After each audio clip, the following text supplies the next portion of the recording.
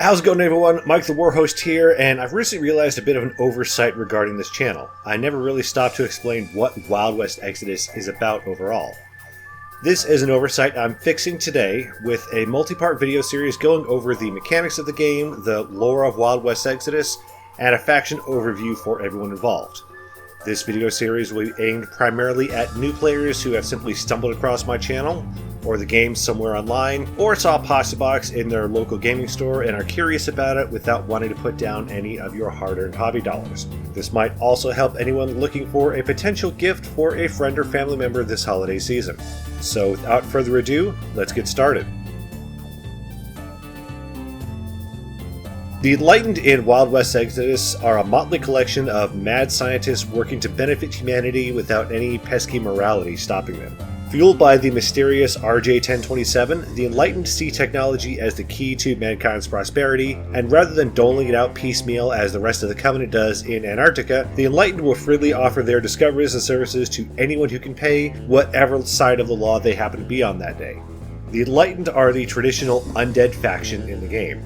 Their forces typically have a large number of mechanized corpses, usually referred to as constructs, as the bulk of their force, with a small number of powerful yet expensive face units providing either Carpathogen, to bring them back after being destroyed, or Compelled to get some additional mileage out of the typically slow and lumbering line troops.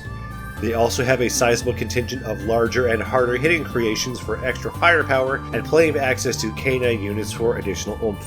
The cheaper hands units will typically act as screens for the more powerful units, with the faces and boss standing behind, using their abilities to keep their cannon fodder upright. There are a few exceptions to this rule, however. The Discordant Symphony Posse revolves around judicious use of either canine gun dogs or menials equipped with phonic weapons, and the Galvanic Mysteries Posse features the larger and tougher creations. The Dixie Resurrection Posse has a rather odd mix of construct hands and Confederate faces, giving players the chance to dip their toes into a different faction.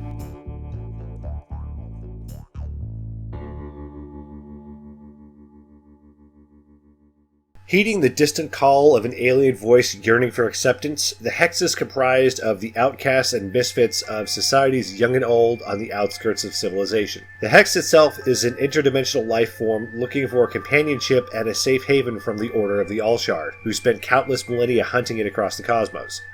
The Hex offers power, understanding, and kinship to those who have been cast out. What those people actually do with that power is entirely up to them, however. The Hex is largely your traditional tricksy force that excels at utilizing various gifts afforded to them by the Hex itself. The Absolute Power Posse, for example, is great at fortune manipulation and generation due to the large number of units that come with the Dark Council special rule. The Dark Nation is great for anyone who loves a fast-moving Alpha Strike Glass Hammer force, and the Tainted Biology is good at fielding large numbers of big scary monsters. There are some additional forces in waiting that Wild West Exodus fans have been yearning for a long time, like the Nzambu Posse, which will feature a resurrection-style mechanic, and the King in Yellow Posse, showcasing the Bestial Carcosa. This faction is still in a bit of flux at the moment, and only time will help it flesh out.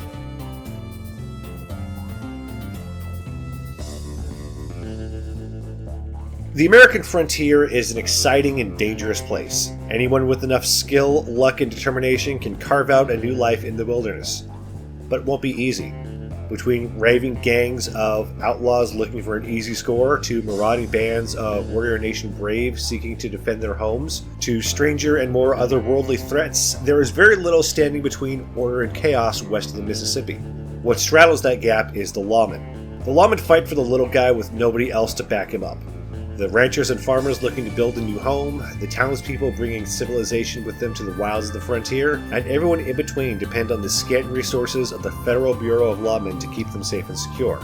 In-game, the Lawmen are largely a face-heavy defensive force designed primarily around holding the line. Most units have access to the Tin Man special rule, letting them get a grit bonus for staying near another Lawman unit, and a few bosses, mainly Wyatt Earp and legendary Morgan Earp, can spend an action point to further increase their grit at the expense of movement. Once a Lawmen unit is where they want to be, it's going to take a lot of effort to dislodge them. A Lawmen force largely won't have massive amounts of hands units, but generally will come with easier access to hard-hitting support units earlier on in the posse building phase. This isn't a solid rule, however, as the Lynch Mob posse revolves around units of deputies and angry mobs with only 2 face slots, as well as the Armored Justice posse focusing on automata with only a single available face option.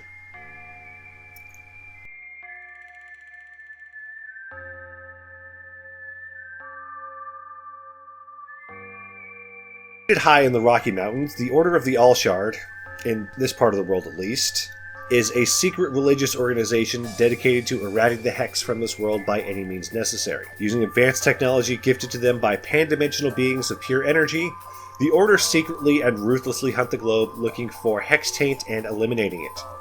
The Order is willing to go to any length, including the complete extermination of all life on Earth, to rid the universe of the corrupting influence of the Hex once and for all. In-game, the Order is a small elite force comprised of several hard-hitting face units, plenty of vehicle support, and hands down the single best hands unit in the game with the Spica cohort. It's currently one of the smallest factions in the game, but more than makes up for it with access to the Corcoroli. Gigantic suits of armor powered by the aforementioned energy beings to give them something to walk around in and smash Hex minions into bloody paste with. The Corcoroli can shrug off most incoming enemy fire and hit like a freight train at the expense of mobility and speed. None of the Corcoroli have access to Quicken the Dead, and only one of them has a quickness value over 5. Most Order units also have the Disciple of the All-Shard rule, letting you discard an unwanted adventure card for an additional action point, giving you some additional fuel to push your units just a little bit farther. The biggest downside to playing an Order force is unit cost. You'll be paying a lot of points for each Order unit, and you'll feel the loss of every single one much more than you would another faction when they finally go down.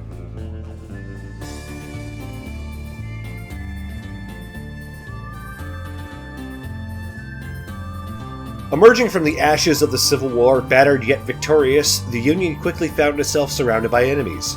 With the Crown agitating in the North and Canada, socialist rebels in the newly conquered Central and South American territories, a guerrilla insurrection in the South led by die-hard Confederates, and all manner of supernatural and terrifying threats in the Western frontier, the Union quickly found itself staying heavily militarized to stave off these new foes and assert its rightful place in the world amongst the other great powers.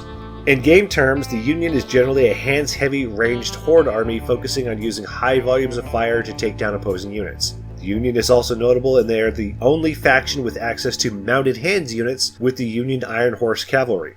They're a bit tricky to do currently due to the lack of Iron Horse models currently available, but expect to see lots of mounted hands units once they get released.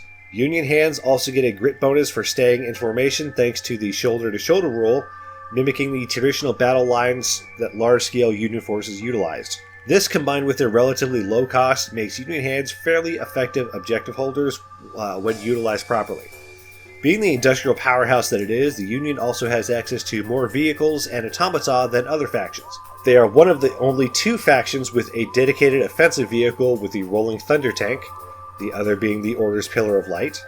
The only faction able to take a unit of automata in a face slot rather than a support slot with the UR-31 GI bots, and the only faction that has access to hands units mounted on iron horses. And of course, it wouldn't just be Wild West Exodus if there wasn't at least one example that bucks this overall faction trend. The Secret Service is one of our black sheep here, being comprised entirely of face units, including one slot for any face from any faction that has the agent keyword. There's also the Manifest Destiny posse that is comprised entirely of boss units if you want to go full Avengers in your games.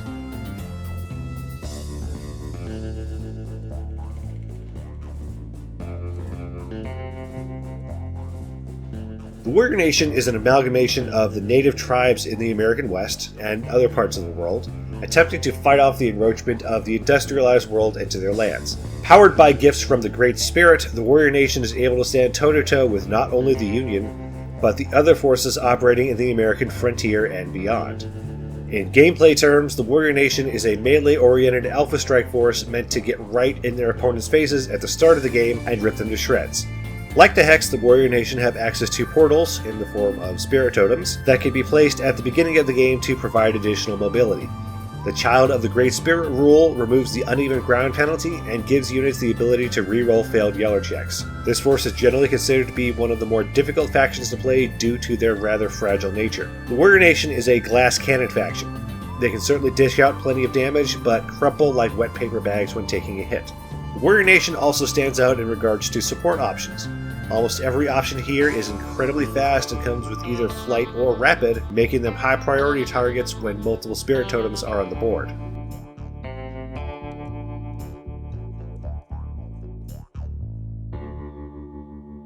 The Watchers are an odd faction in Wild West Exodus, for more reasons than the strictly obvious. The Watchers are a remnant of an expedition sent to monitor Earth's progress after their initial visit found that both the Order and the Hex were interfering with humanity's technological development. A group of crazy Spaniards looking for the Fountain of Youth eventually made their way into the Watcher outpost in South America centuries later, and accidentally set off a massive chain reaction that destroyed the orbiting Watcher ship, sending it crashing down to be discovered in Antarctica more centuries later. The survivors are attempting to reconnect with the rest of the Watcher hegemony, as well as determine the extent of interference from the Order and the Hex to determine if humanity is still salvageable, or if all life on Earth needs to be reset back to a more primitive time. Right now the Watchers are in an odd spot model-wise. They're the smallest faction in the game with only 3 bosses readily available and a meager 2 posse boxes. The Watchers were one of the Kickstarter second wave factions back during the Outlaw miniature days, and thus didn't have a great deal in the range when Warcradle bought it back in 2016. There have been a few Watchers releases this year, but the faction overall is still hurting for options.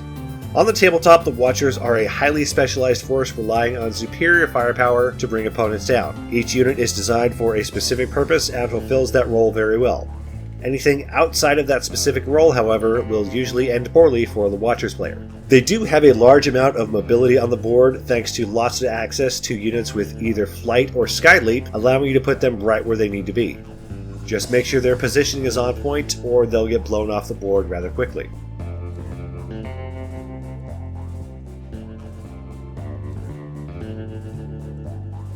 Astute players will notice that I left one faction out of this list until now, and for good reason. The Outlaws is a catch-all faction comprised of 4 distinct sub-factions with their own unique playstyles and unit access. They're not distinct enough to merit being on their own, and they're too distinct to simply be lumped in together into one large faction. Hence the divisions and why they've been left for the end. The biggest and arguably most popular outlaw faction is the Mercenaries. Soldiers of fortune, bandit kings, thieves, and murderers, the mercenaries headed out west after the end of the Civil War to write their names and exploits in the history books with blood, gold, and fire. The mercenaries are a very jack-of-all-trades force that has enough flexibility to accommodate multiple playstyles. Jesse James's Honor Amongst Thieves posse, for example, is designed to be a face-heavy posse thanks to the theme bonus giving Jesse and all faces access to the Prodigious special rule. On the other hand, we have Johnny Ringo's Cowboy posse that has plenty of slots for hands units and gives everyone access to the shoulder-to-shoulder special rule. If you can think of a playstyle, the Mercenaries can probably do it, though not quite as well as the Confederates. The Confederate Rebellion is a highly flexible force comprised of veterans of the Civil War who vowed to continue the fight for Southern independence by waging a guerrilla war against the victorious Union forces. On the back foot, low in supplies and troops, the Confederate Rebellion will accept assistance from anyone willing, no matter how unsavory they may be. The main strength of the Confederates comes from a large amount of access to outlaw faces thanks to the Confederate keyword, which is liberally scattered amongst the faction. This, combined with some rather nasty hands units that will be incredibly difficult to dislodge without serious effort, makes the Confederate Rebellion a solid army in the right hands.